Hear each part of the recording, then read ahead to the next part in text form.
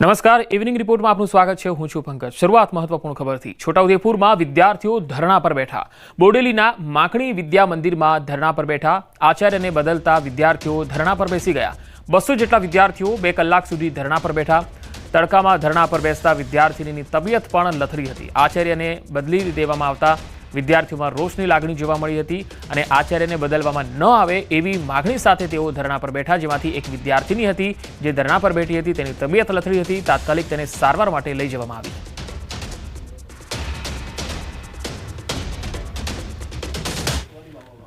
ગીર સોમનાથ જિલ્લામાં વરસાદી માહોલ છવાયો છે અને આજે દિવસભર વરસાદી માહોલ રહ્યો, જેમાં સૂત્રાપાડા ખાંભા પંથકમાં વરસાદ પડ્યો। ટોબરા, આલીદર, હરમડિયા જેવા વિસ્તારોમાં પણ ધોધમાર વરસાદ પડ્યો। તો ગીર નજીકના ગામડાઓમાં પણ વરસાદની હેલી જોવા મળી। તો ગીર સોમનાથ જિલ્લાના અનેક ગ્રામીણ પંથકમાં વરસાદ પડ્યો હતો। વાતાવરણમાં પલટો જોવા મળ્યો હતો અને ધીમી ધારે વરસાદ શરૂ થયો હતો, જેથી વાતાવરણમાં ઠંડક ફેલાઈ।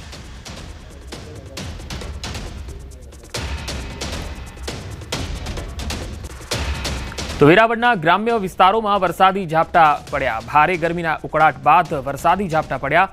પંડવા, નાવદ્રા, કોડીદ્રા, ઇન્દ્રોય સહિતના જે ગામો છે ત્યાં વરસાદી માહોલ છવાયેલો રહ્યો। વરસાદી ઝાપટાથી ગરમીથી લોકોને રાહત મળી। ખેડૂતોને હજુ પણ વધારે વરસાદની આશા છે। હજુ વરસાદ નહીં વરસે તો ખેડૂતોને પાક માટે પિયત આધારિત રહેવું પડશે।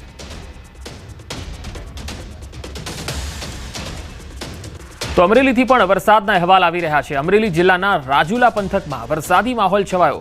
આગરિયા, હિંડોરણા સહિતના ગામોમાં વરસાદ પડ્યો। સમગ્ર પંથકમાં ધીમી ધારે વરસાદ પડ્યો, જેના કારણે ખેલૈયાઓમાં ચિંતા વધી છે, કારણ કે તેઓ નવરાત્રિનું આયોજન કરતા હોય છે, રમવા માટે, ગરબા માટે જતા હોય છે, પરંતુ બીજી તરફ ગરમીથી લોકોને રાહત મળી છે। અમરેલી જિલ્લામાં રાજુલા તાલુકા અને ગ્રામીણ વિસ્તારો જે છે તેમાં આજે સવારથી જ વરસાદી માહોલ રહ્યો। સુરતમાં ઉકાઈ ડેમની સપાટીમાં સતત વધારો। ડેમની સપાટી 343.90 ફૂટે પહોંચી છે। ઉકાઈના 6 દરવાજા 4 ફૂટ ખોલવામાં આવ્યા। 67,000 ક્યુસેક પાણી તાપી નદીમાં છોડાયું। તાપી નદી પર આવેલા કાકરાપાર ડેમ ઓવરફ્લો થયો છે। કાકરાપાર ડેમ 5.70 ફૂટ ઉપરથી ઓવરફ્લો થયો। ડેમ ઓવરફ્લો થતાં 27 ગામને એલર્ટ કરાયા છે। નીચાણવાળા વિસ્તારોને પણ એલર્ટ કરવામાં આવ્યા છે।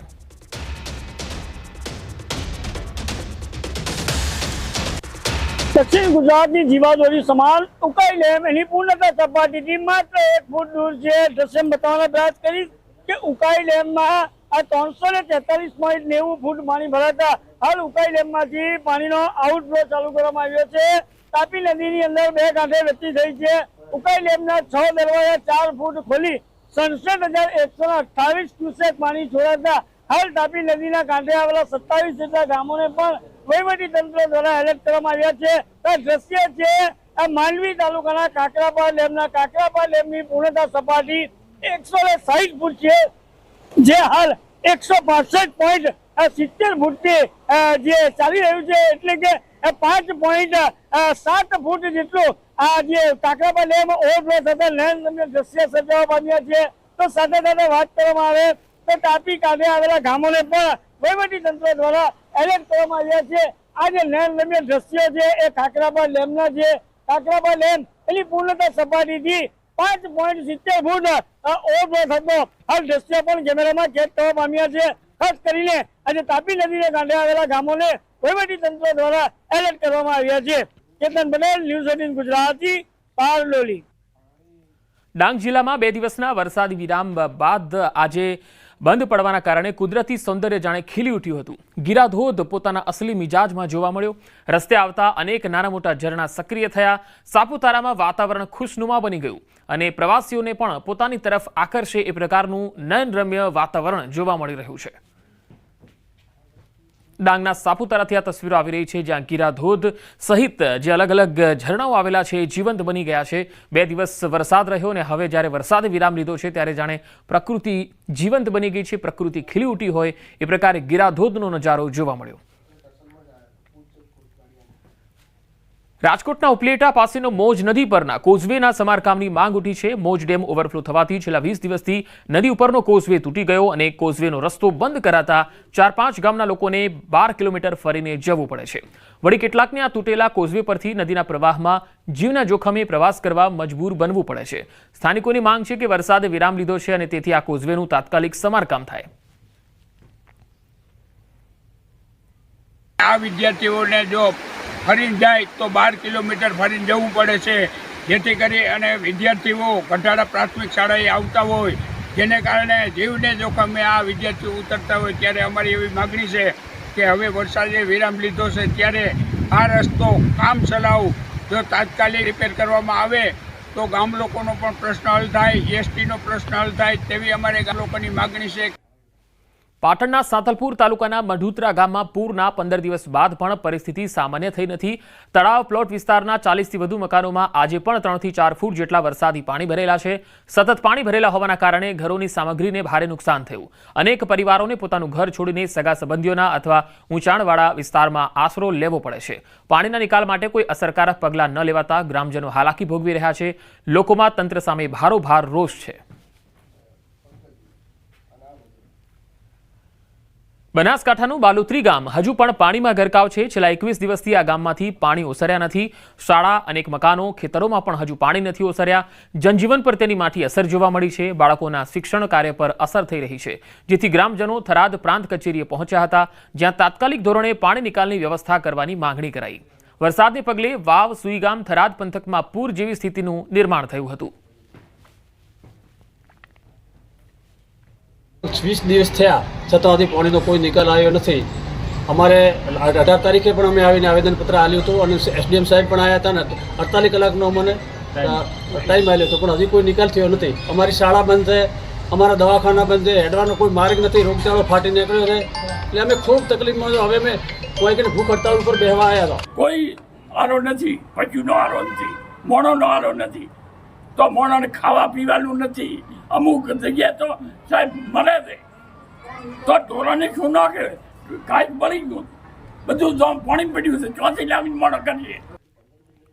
અરવલ્લીના મેઘરજના રેલાવાડા ગામે ખેડૂતો મુશ્કેલીમાં મુકાયા. વધુ વરસાદના કારણે 200 વીઘા કરતાં વધુ જમીનમાં કરેલ સોયાબીનનો પાક પાણીમાં ગરકાવ થયો, જેના કારણે ખેડૂતોને લાખોનું નુકસાન થવાની ભીતિ સેવાઈ રહી છે. ખેડૂતોએ સરકાર પાસે વળતરની માગણી કરી છે. ચાલુ વર્ષે ચોમાસામાં શરૂઆતમાં વરસાદ આવ્યા બાદ વાવેતર કર્યું, જો કે આખરે ભારે વરસાદ થતાં ખેતરોમાં પાણી ભરાઈ ગયા. સોયાબીનના પાકને ભારે નુકસાન થયું. છોડ સંપૂર્ણપણે પીળો થઈ ગયો છે અને આ પીડિયાનો રોગ લાગુ પડવાથી હવે સોયાબીન બિલકુલ ન પાકી શકે તેવી સ્થિતિ છે. ત્યારે ખેડૂતોને લાખોનું નુકસાન વેઠવાનો વારો આવ્યો છે. ખેડૂતોએ તંત્ર પાસે કુદરતના પ્રકોપનો ભોગ બનેલા ખેડૂતોને વળતરની માંગ કરી છે. અતિશય ભારે વરસાદ પડવાથી તથા ખેતરોમાં પાણી ભરાઈ જવાથી જે સોયાબીનનો પાક હતો તે બિલકુલ કહેવાઈ ગયેલો છે તથા પીળિયો નામનો રોગ આવ્યો, જેના કારણે બિલકુલ સિંગો બેઠેલ નથી અને કોઈ ઉત્પાદન થાય એવું નથી. જેથી કરીને ખેડૂતોએ જે દેવું કરીને ખાતર બિયારણ લાવેલા છે એના પૈસા ચૂકવવા પણ મુશ્કેલ છે. પાણી અત્યારે ખેતરોમાં ફૂલ વહે છે, અથવા કોઈ એક પણ માણસને સોયાબીનનો કણ પણ પાકે એવો નથી. તો સરકારશ્રીને નમ્ર વિનંતી કે અમને કોઈ પણ વીમો પકવે અને અમને રાહત ફંડે કોઈ પણ પૈસા ચૂકવે. દ્વારકા જિલ્લામાં છૂટોછવાયો વરસાદ. જામખંભાળિયા પંથકમાં વરસાદ વરસ્યો. જામખંભાળિયા, કોલવા, ભંડારિયા, વિજલપર સહિતના અનેક ગ્રામ્ય વિસ્તારોમાં વરસાદ, ક્યાંક ધીમી ધારે તો ક્યાંક ધોધમાર વરસાદ પડ્યો. ખંભાળિયા તાલુકાના ગ્રામ્ય વિસ્તારમાં વરસાદ થવાથી જ ખેડૂતોમાં ખુશીનો માહોલ છે. મગફળી, કપાસ સહિતના પાકને ફાયદો થશે.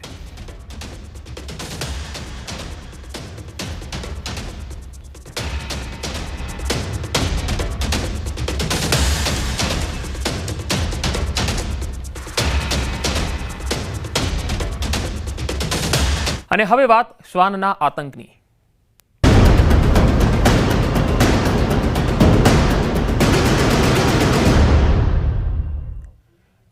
આ વાત સુરતના પર્વત પાટિયા વિસ્તારની છે, જ્યાં 7 વર્ષના બાળક પર પાલતુ શ્વાને હુમલો કર્યો. જર્મન શેફર્ડ શ્વાન દ્વારા બાળક પર હુમલો કરવામાં આવ્યો હોવાનો પરિવારનો આરોપ છે. બાળકને ગંભીર રીતે ઈજા થતા ખાનગી હોસ્પિટલમાં દાખલ કરાયું છે. પરિવાર દ્વારા પૂર્ણા પોલીસ સ્ટેશન, પાલિકા કમિશનર અને આરોગ્ય અધિકારીને એક અરજી લખવામાં આવી છે. પરિવાર દ્વારા પૂર્ણા પોલીસ સ્ટેશન પહોંચીને કાર્યવાહીની માંગ કરાઈ છે. તો આ શ્વાનથી કેમ સાચવવાનું, આ બનાવ જે છે દરેક માટે લાલબત્તી સમાન છે. જો તમારા કોઈ બાળકો ઘરના આંગણે અથવા તો સોસાયટીની બહાર ક્યાંય એકલા જાય છે, રમે છે, તો આવા જે પાળતું શ્વાન છે એની નજીક ન જવું જોઈએ, કારણ કે આ બનાવ છે એ તમને સંકેત આપે છે કે આવા શ્વાન ક્યારે હુમલાખોર બની શકે છે, હિંસક પણ બની શકે છે.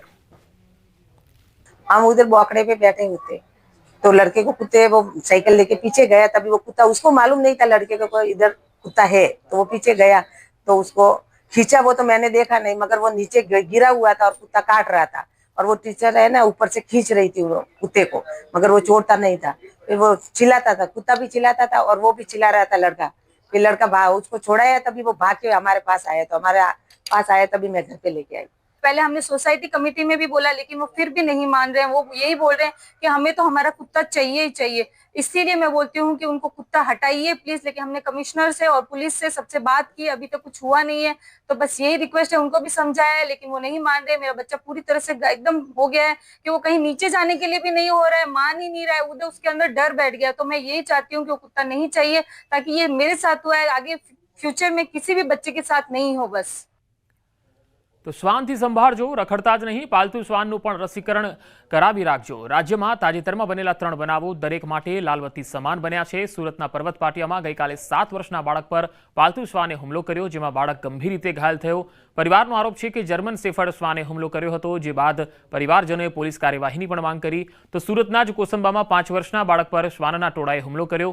ટ્યુશનથી ઘરે આવી રહેલા બાળકના કાનના ભાગે બચકા ભર્યા। સ્થાનિક લોકો દોડી આવી શ્વાનના ટોળાને ભગાવતા બાળકનો જીવ બચ્યો। થોડા સમય પહેલા માંગરોળમાં પણ અલગ અલગ જગ્યાએ શ્વાનના હુમલાના બનાવમાં એક બાળક અને એક વૃદ્ધ મહિલાનું મૃત્યુ થયું હતું। અને રખડતા ઢોરો શ્વાન હવે આફત બની રહ્યા છે। 2 દિવસ પહેલાનો એક કિસ્સો પણ છે, જેમાં શ્વાનના નખ વાગવાના કારણે હડકવા ઉપડવાથી એક પીઆઈનું સારવાર દરમિયાન મૃત્યુ થયું હતું। હિંમતનગર શહેરમાં રખડતા પશુઓનો ત્રાસ યથાવત છે। સાયકલ પર સવાર બાળકને ગાયે અડફેટે લીધો। અલગ અલગ જગ્યાએ આ ગાયો થકી 4 જેટલા બાળકોને ઇજાગ્રસ્ત કર્યા। સહકારી જીન નજીક આવેલ કર્ણાવતી અને શ્રીધર સોસાયટીમાં આ બનાવ બન્યો। બનાવની ઘટના સીસીટીવીમાં કેદ થઈ। વારંવાર તંત્રને રજૂઆત કરવામાં આવી છતાં તંત્ર મૌન છે અને તેના કારણે નાગરિકો છે એ ભોગ બની રહ્યા છે આવા રખડતા રંજાડનો।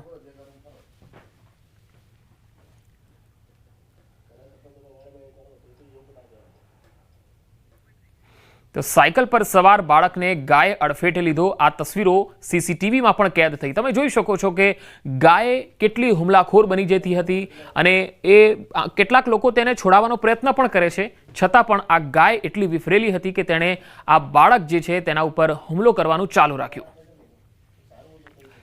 વલસાડમાં એક શ્વાને દીપડાને ઊભી પૂંછડીએ ભગાડ્યો। જી હા, જિલ્લાના ઉમરગામના કલગામ વિસ્તારમાં વધુ એક વખત દીપડાની હાજરી નોંધાઈ। આ વખતે દીપડો સીધો રહેણાંક વિસ્તારમાં પ્રવેશી ગયો। નજીકની એક કંપની પાસે આવેલા ઝૂંપડામાં ઘૂસીને શ્વાન પર હુમલો કરી દીધો।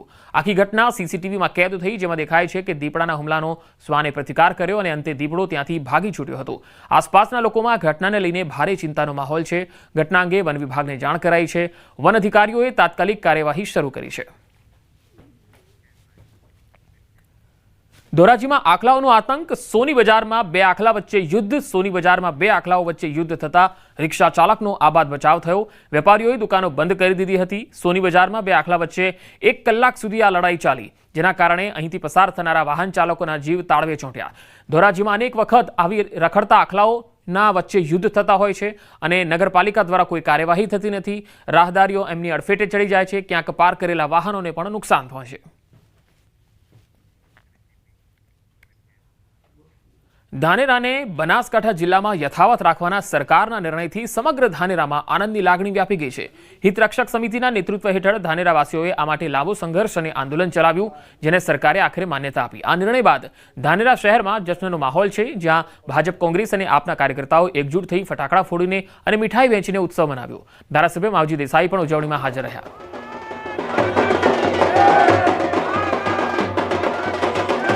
આપ જોઈ રહ્યા છો કે ફટાકડા ફોડીને ખૂબ ખુશીનો માહોલ બન્યો છે। ત્યારે ગુજરાત રાજ્યના મુખ્યમંત્રી શ્રી ભૂપેન્દ્રભાઈ પટેલ અને ગુજરાત સરકારનો આજના તબક્કે આ વિસ્તારના ધારાસભ્ય તરીકે હું હૃદયપૂર્વકનો આભાર માનું છું। ધાનેરાને બનાસકાંઠાની અંદર જ સમાવવાનો જે નિર્ણય કર્યો છે એ બદલ હું હૃદયપૂર્વક સમગ્ર મંત્રીમંડળ, ગુજરાત સરકાર અને મુખ્યમંત્રી અને તમામ હોદ્દેદારો, કલેક્ટરશ્રી, પ્રાંતશ્રી અને સૌનો આભાર માનું છું। મુખ્યમંત્રીએ ધાનેરા તાલુકાને જે માગણી હતી એ માગણીને સંતોષી અને થરાદ વાવમાંથી ધાનેરા તાલુકાને બનાસકાંઠામાં જે માગણીને જોડી છે એ બદલ સરકારશ્રીનો હું ખૂબ ખૂબ આભાર માનું છું।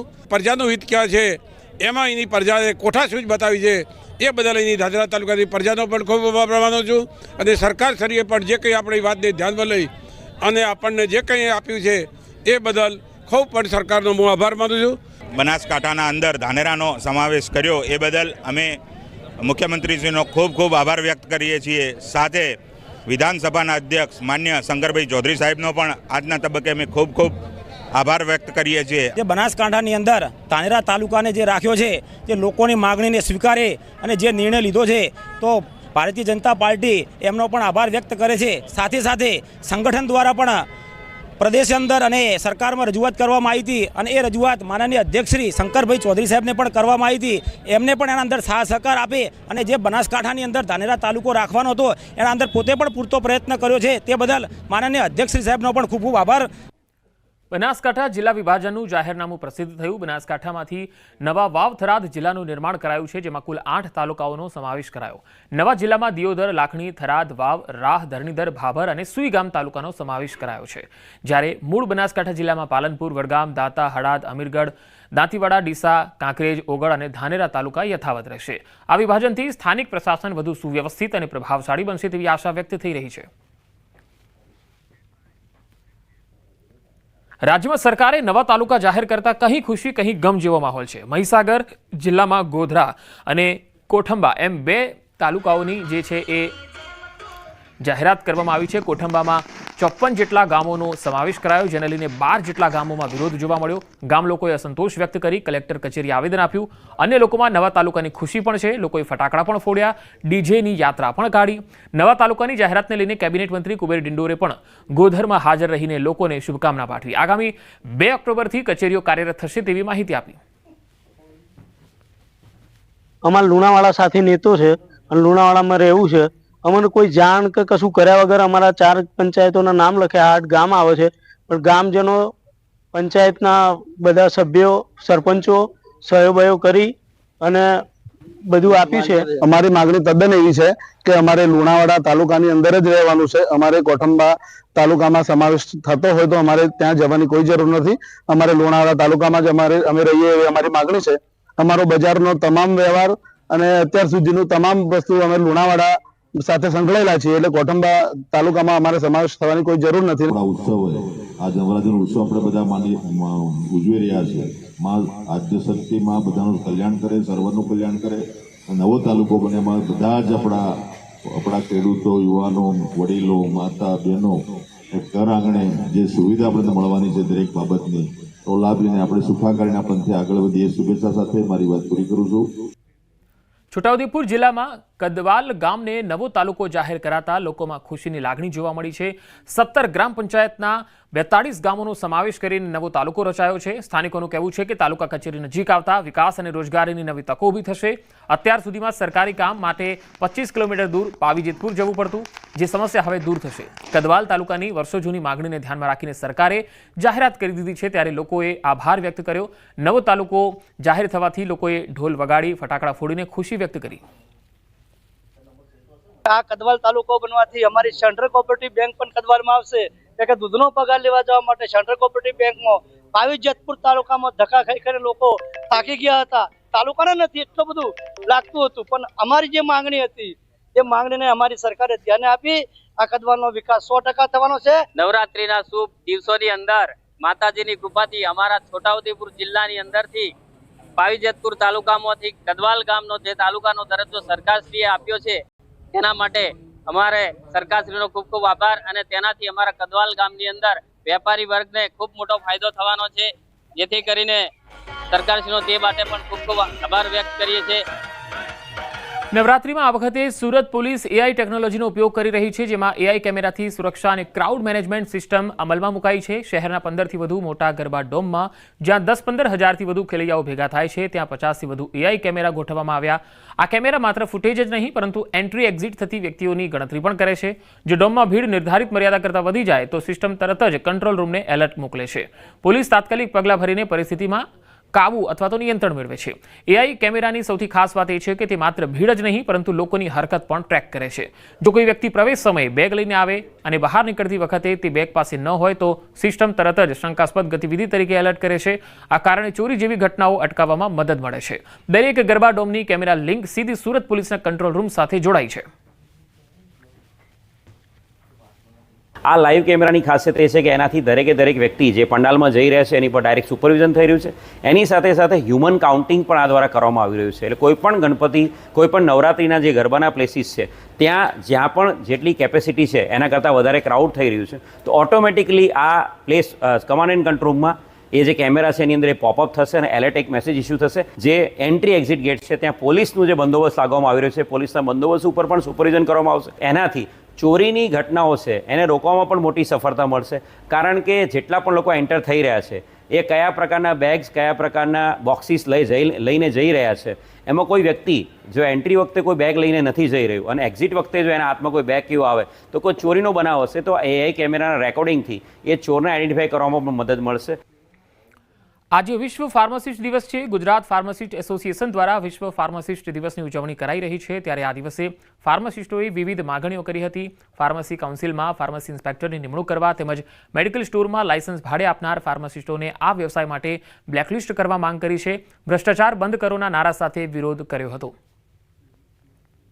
ઓફિસમાં બેસી રહ્યા છે અને ખાલી ભ્રષ્ટાચાર કરી રહ્યા છે એવા તમામ જિલ્લાના ડ્રગ ઇન્સ્પેક્ટરોને દર મહિને ઓછામાં ઓછા 50 મેડિકલ સ્ટોરનું ચેકિંગ કરવા આદેશ કરવામાં આવે.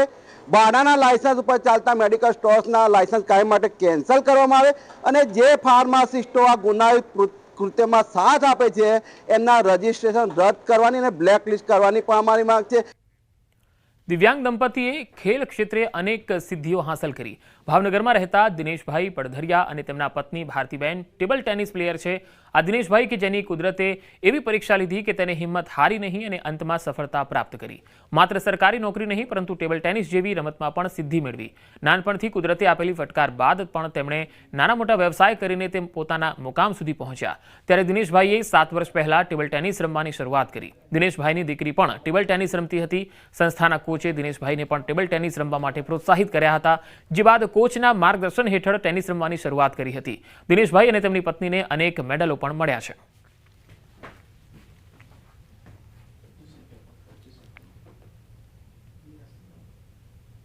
મારે 2 સિલ્વર છે અને 3 બ્રોન્ઝ છે નેશનલ લેવલે.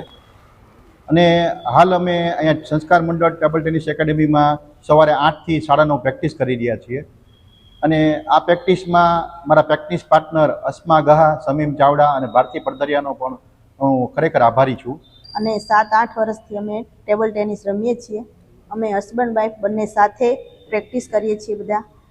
અને આજ સુધીમાં મારે રાષ્ટ્રીય કક્ષાએ 2 ગોલ્ડ, 5 સિલ્વર અને 9 બ્રોન્ઝ મેડલ છે.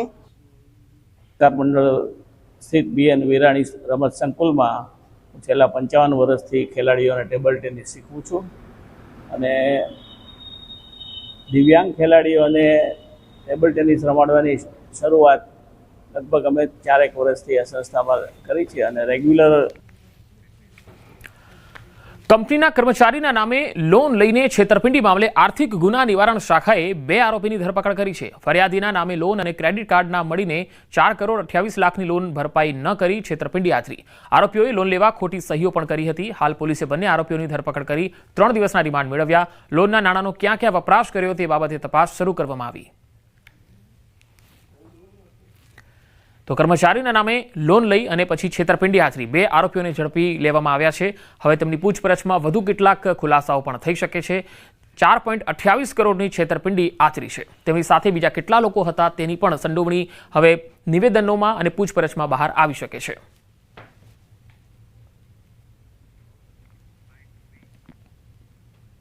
એ લોકોએ 3.5 કરોડ રૂપિયા જેટલી માતબર રકમનું ચીટિંગ કરેલું અને આ લોકો આપ્યા નહીં અને પોતાની ઓફિસ બંધ કરી અને ભાગી ગયેલા. આ કામના આરોપીઓ છે તે મૂળ ઝારખંડના રહેવાસી છે.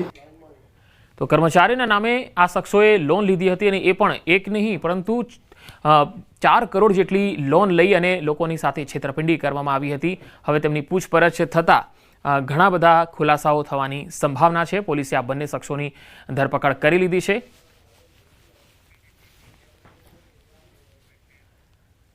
રાજ્ય સરકારે 17 નવા તાલુકાઓની જાહેરાત કરી છે, જેમાં સુરત જિલ્લાના માંડવી તાલુકામાંથી નવા અરેઠ તાલુકો અલગ કરવામાં આવ્યો છે। અરેઠને તાલુકો જાહેર કરાતા લોકોમાં ખુશી વ્યાપી છે, તો બનાસકાંઠા જિલ્લામાંથી વિભાજન થઈ વાવથરાદ જિલ્લાનું નિર્માણ થયું। વાવથરાદ જિલ્લામાં 8 તાલુકાઓનો સમાવેશ થયો છે। રાહ તાલુકામાં 32 ગામડાનો સમાવેશ થયો છે, તો ધરણીધર તાલુકામાં 44 ગામોનો સમાવેશ થયો છે। સાબરકાંઠામાં જાદર તાલુકાને જાહેર ન કરતા સ્થાનિકોમાં રોષ જોવા મળ્યો। ધારાસભ્યના ઘરે રજૂઆત કરવા માટે પણ કેટલાક લોકો પહોંચ્યા। ધારાસભ્ય રમણલાલ વોરા સ્થાનિકોને મળ્યા નહીં, તો છોટાઉદેપુર જિલ્લામાં કદવાલ ગામને નવો તાલુકો જાહેર કરાતા લોકોમાં ખુશીની લાગણી જોવા મળી। તો મહીસાગરમાં ગોધર અને કોઠંબા એમ 2 તાલુકાઓની જાહેરાત કરાઈ। કોઠંબામાં 44 જેટલા ગામોનો સમાવેશ કરાયો, જેને લઈને 12 જેટલા ગામોમાં વિરોધ જોવા મળ્યો। તો અન્ય લોકોમાં નવા તાલુકાને લઈને ખુશી પણ જોવા મળી। લોકોએ ફટાકડા ફોડ્યા, ડીજેની યાત્રા પણ કાઢી। નવા તાલુકાની જાહેરાતને લઈને કેબિનેટ મંત્રી કુબેર ડિંડોરે ગોધરમાં હાજર રહી લોકોને શુભકામના પાઠવી।